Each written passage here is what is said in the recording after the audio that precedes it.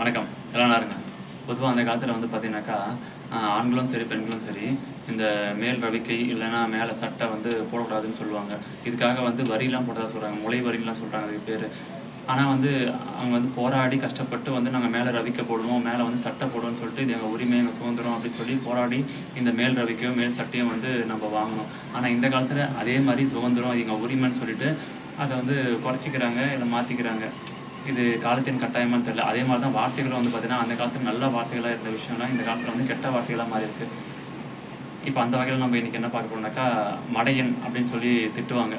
அந்த மாதிரி திட்டுற விஷயத்த வந்து அந்த மடையன்றதுக்கான அர்த்தம் வந்து நான் சொல்ல போகிறேன். நான் தெரிஞ்சுக்கிட்டது என்னென்னா, அந்த காலத்தில் வந்து பெரிய பெரிய ஏரி, குளம், ஆறு இதுக்கெல்லாம் வந்து பெருசு பெருசாக அணை கட்டி வச்சுருப்பாங்க. அந்த அணைக்கு வந்து பார்த்தீங்கன்னா ஒரு 100 அடி இருக்குனாக்கா கிட்டத்தட்ட வந்து ஒரு 60 அடியில் வந்து ஒரு ஓப்பனிங் இருக்கும். ஏன்னா உபரி நீர்லாம் வந்து அந்த 60 அடிக்கு மேலே வரக்கூடாது, அதுக்குள்ளேயே வந்து போயிடணும். ஏன்னா அதுக்கு மேலே வந்துச்சுனாக்கா அந்த அணையே உளுந்து ஊரே அழிஞ்சிட வாய்ப்பு இருக்குது. அப்போ இந்த அணையை பராமரிக்கிறதுன்னு சொல்லிட்டு ஒரு குழு, ஒரு சமூகத்தை வந்து ஒதுக்கியிருப்பாங்க. அவங்க வந்து அந்த அணையை பராமரிக்கணும், நீரின் வேளாண்மையை பராமரிக்கணும், தண்ணியை பராமரிக்கணும், இதெல்லாமே வந்து மெயின்டைன்ஸ் பண்ணுறதுக்கு அந்த ஒரு குழு இருப்பாங்க. அந்த குழுவுக்கு பேர் வந்து பார்த்தீங்கன்னா மடையர் குழு அப்படின்னு சொல்லுவாங்க.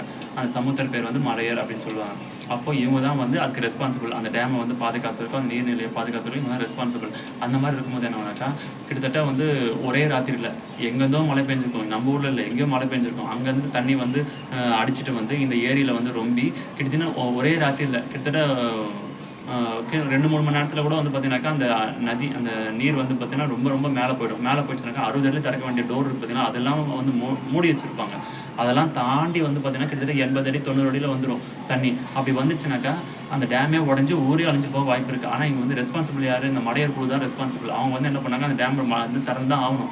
இந்த காலத்தில் இருக்க மாதிரி மேலேருந்துலாம் திறக்க முடியாது, தண்ணியோட குதிச்சு தான் திறக்கணும். அப்போ என்ன பண்ணாங்க, தண்ணியோட குதிச்சு அந்த டேமை திறப்பாங்க. திறக்கும்போது என்ன, டேம்ல என்னது மடை, அந்த மடையை திறப்பாங்க. திறக்கும்போது என்ன பண்ணாங்க, செத்து போயிடுவாங்க. ஏன்னா தண்ணியில் வந்து அழுத்தம் அதிகமாக இருக்கும். இன்னொருத்தவங்க குதிப்பான் பின்னாடி செத்தாலும் பரவாயில்னு சொல்லிட்டு. ஏன்னா அவன் சாவலனாக்கா அங்கே ஊரே அழிஞ்சு போயிடும். இன்னொருத்தவங்க குதிப்பான், அவனும் செத்து போயிடும். திருப்பி இன்னொருத்தவங்க குதிப்பான், அவனும் செத்து போயிடும். இன்னொருத்தவங்க குதிப்பான், அவனும் செத்துப்பான்.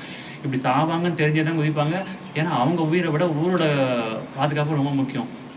அப்போது என்ன ஆகுனாக்கா, இந்த மாதிரி தெரிஞ்சே உள்ளதுனால வந்து அவங்க அந்த குழு வந்து மடையர் குழு அப்படி சொல்லுவாங்க. ஆனால் இதை வந்து வாழ்க்கையில் இப்போ நம்ம எதுக்காக பயன்படுத்துகிறோம் அப்படின்னாக்கா, தெரிஞ்சே ஒருத்தன் தப்பு பண்ணனாக்கா என்ன மடைய மாதிரி பண்ணுற அப்படின்வாங்க. இப்படி தான் வந்து அந்த மடையர்ன்ற வார்த்தைக்கு சொல்கிறாங்க. நம்ம வந்து எதனா ஒரு விஷயம் தெரிஞ்சே பண்ணோம்னாக்கா, ஏன்னா அவன் தெரிஞ்சு தான் குதிப்பான், உயிர் போகவும் தெரிஞ்சே தான் குதிக்கிறான், அவன் செத்தும் போயிடுறான். ஆனால் இங்கே இந்த காலத்தில் வந்து பார்த்தீங்கன்னாக்கா, தெரிஞ்சே ஒருத்தன் வந்து தப்பு பண்ணாங்க அவன் மடையன்னு சொல்கிறாங்க. இதுதான் அந்த வார்த்தைக்கான பொருள். இது உங்களுக்கு புது தகவலாக வந்துருக்கும்னு நினைக்கிறேன். மேற்கொண்டு இந்த மாதிரி வீடியோ நீங்கள் எதனா பார்க்கணும் அப்படின்னாக்கா சப்ஸ்கிரைப் பண்ணுங்கள். எனக்கு வந்து மேற்கொண்டு எதனா விஷயம் தெரிஞ்சுக்கணுனாக்கா எனக்கு கமெண்ட்டில் தெரிய பண்ணுங்கள். இந்த வீடியோ உங்களுக்கு பிடிச்சிருந்தா லைக் பண்ணுங்கள். இது யாருக்குன்னா தேவைப்படுனாக்கா ஷேர் பண்ணுங்கள். பாய்.